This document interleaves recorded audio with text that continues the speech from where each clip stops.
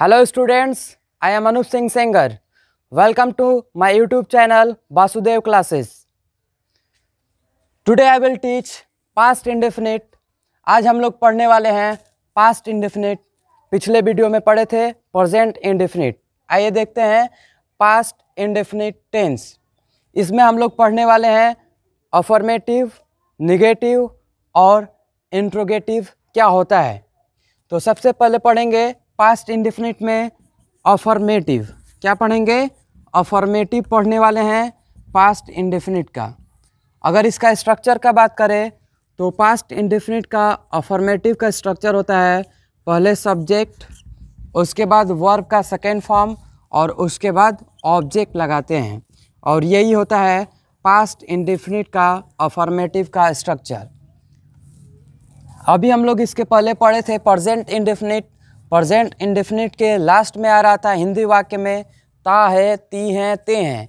और जो past indefinite होता है इसके लास्ट में कुछ भी आ सकता है, बट 70% आता है या, ये सब आता है 70%। और बोल सकते हैं कि इसमें और कुछ भी आ सकता है, जैसे दी, ली, ठीक ना, ले, कुछ भी, एनीथिंग्स, कुछ भी आ सकता है पास्ट इंडेफिनिट में। तो इसका अफर्मेटिव का स्ट्रक्चर होता है सब्जेक्ट प्लस वर्ब का सेकेंड फॉर्म प्लस ऑब्जेक्ट। इसमें हेल्पिंग वर्ब नहीं होता है, वर्ब का फॉर्म सेकेंड फॉर्म लगा देते हैं। जैसे देखते हैं कि वह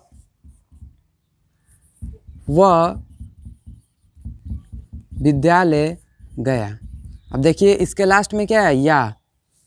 तो ये है पास्ट इंडेफिनिट टेंस। इसमें क्या करते हैं, सबसे पहले सब्जेक्ट लगाते हैं। तो यहाँ पे सब्जेक्ट है वह, और वह का इंग्लिश होता है ही। उसके बाद है वर्ब का सेकेंड फॉर्म। तो इसमें वर्ब है गया, जाना, और जाना का इंग्लिश होता है गो, और गो का सेकेंड फॉर्म होता है वेंट। तो हो जाएगा ही वेंट टू विद्यालय का English school, he went to school. समझ में आया? आगे देखते हैं। जैसे बोलना है कि मैं पत्र लिखा, मैं पत्र लिखा। अब इसके लास्ट में है खा। तो बोले हैं कि कुछ भी आ सकता है हिंदी। अब देखिए इसके लास्ट में खा आ गया, तो खा कौन सा टेंस में आता है? कोई भी टेंस में नहीं आता है, सिर्फ आता है पास्ट इंडेफिनिट के टेंस में। तो इसका अगर बनाएंगे हम लोग, ट्रांसलेट करेंगे इंग्लिश में, तो मैं का इंग्लिश हो जाएगा आई, और उसके बाद लगता है वर्ब का सेकेंड फॉर्म। तो राइट होता है लिखना का इंग्लिश, और उसका सेकेंड फॉर्म होता है रोट।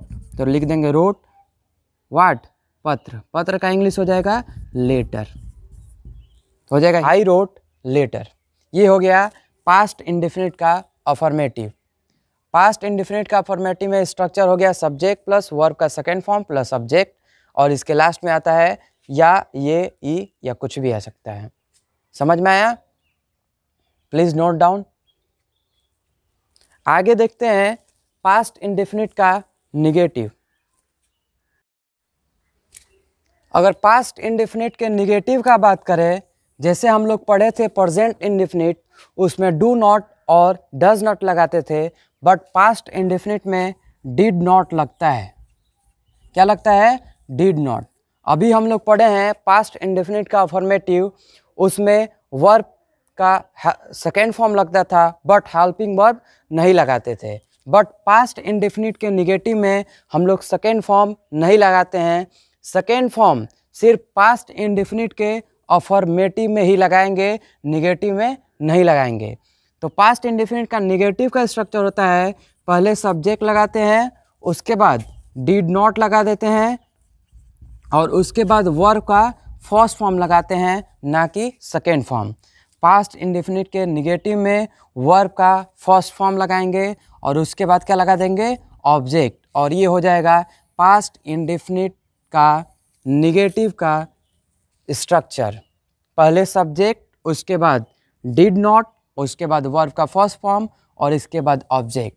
मैं बार बार बोल रहा हूँ क्या, कि पास्ट इंडेफिनिट के अफर्मेटिव में ही वर्ब का सेकेंड फॉर्म लगाएंगे, पास्ट इंडेफिनिट के निगेटिव में वर्ब का सेकेंड फॉर्म नहीं लगाएंगे, फर्स्ट फॉर्म लगाएंगे। क्या लगाएंगे? First form. जैसे वह भाषण नहीं दिया, वह भाषण नहीं दिया। यह है पास्ट इंडेफिनिट का नेगेटिव। वह का इंग्लिश होता है ही, उसके बाद डिड नॉट लगा देंगे, लगा दिए डिड नॉट। उसके बाद वर्ब का फर्स्ट फॉर्म है, देना का इंग्लिश होता है गिव, और भाषण का इंग्लिश होता है स्पीच। तो हो जाएगा he did not give speech. जैसे बोलना है कि मैं खाना नहीं पकाया, तो इसका हो जाएगा मैं का इंग्लिश हो जाएगा आई, और ये पास्ट इंडेफिनिट है इसलिए निगेटिव में लगता है डिड नॉट, तो लगा देंगे यहाँ पे डिड नॉट, और हो जाएगा उसके बाद पकाना का इंग्लिश कुक, और उसके बाद food. I did not cook food, तो हो जाएगा मैं खाना नहीं पकाया। ये हो गया पास्ट इंडेफिनिट का नेगेटिव। पास्ट इंडेफिनिट के नेगेटिव में हम डिड नॉट लगाएंगे और उसके बाद वर्ब का फर्स्ट फॉर्म लगाएंगे। Please note down.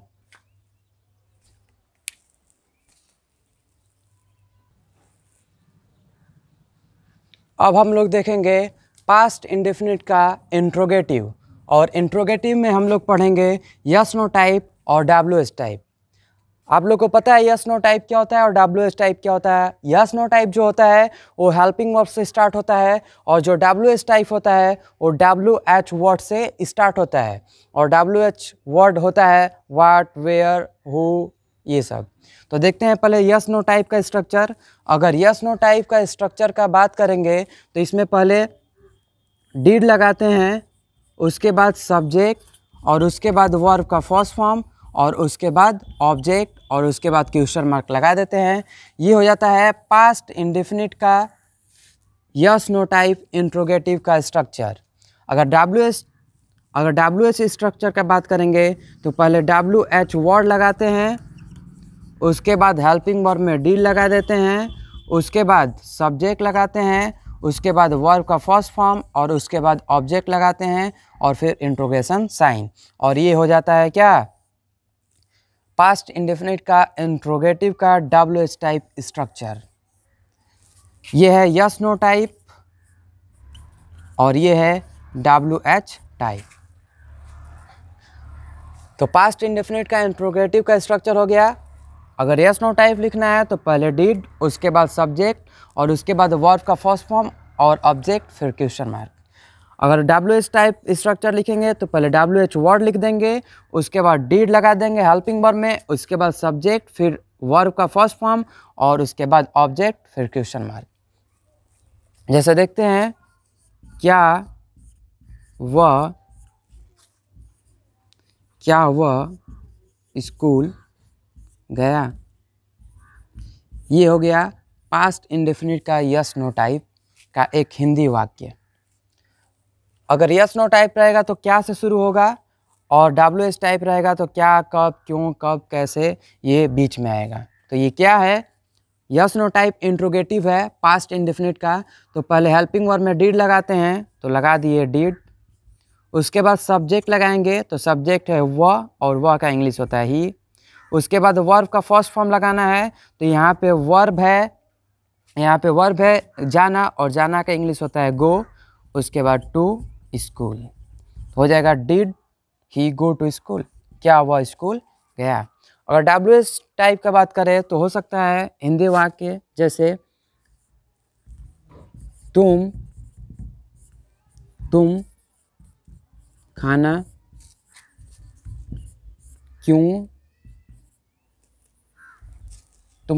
क्यों खाए, ये भी पूछा जा सकता है, तुम खाना क्यों खाए। तो ये WH टाइप इंट्रोगेटिव है। देखिए जो WH वर्ड है हिंदी में क्या, कब, क्यों, ये बीच में है, इसलिए इसको हम बोलेंगे WH type interrogative past indefinite का। तो ये WH टाइप है तो पहले WH वर्ड रखेंगे। WH वर्ड इसमें क्या है, क्यों, और क्यों का इंग्लिश होता है वाई। उसके बाद हेल्पिंग वर्ब लगा देंगे डिड, लगा दिए डिड। उसके बाद सब्जेक्ट क्या होता है, तुम है यहाँ पे सब्जेक्ट, तो इसका इंग्लिश होता है यू, ठीक। उसके बाद वर्ब का फर्स्ट फॉर्म, तो वर्ब है इसमें खाना, और खाना का इंग्लिश होता है ईट। उसके बाद हो जाएगा फूड।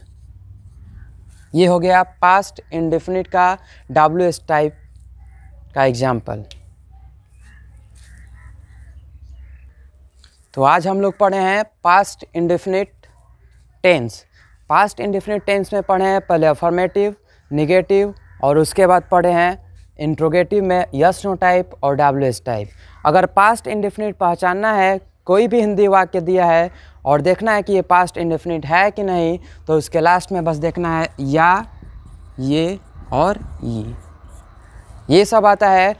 ये 70% में आता है या, ये, ई या कुछ भी आ सकता है, जैसे दी, ली जो पहले बता चुके हैं। ये हो गया पास्ट इंडेफिनिट टेंस।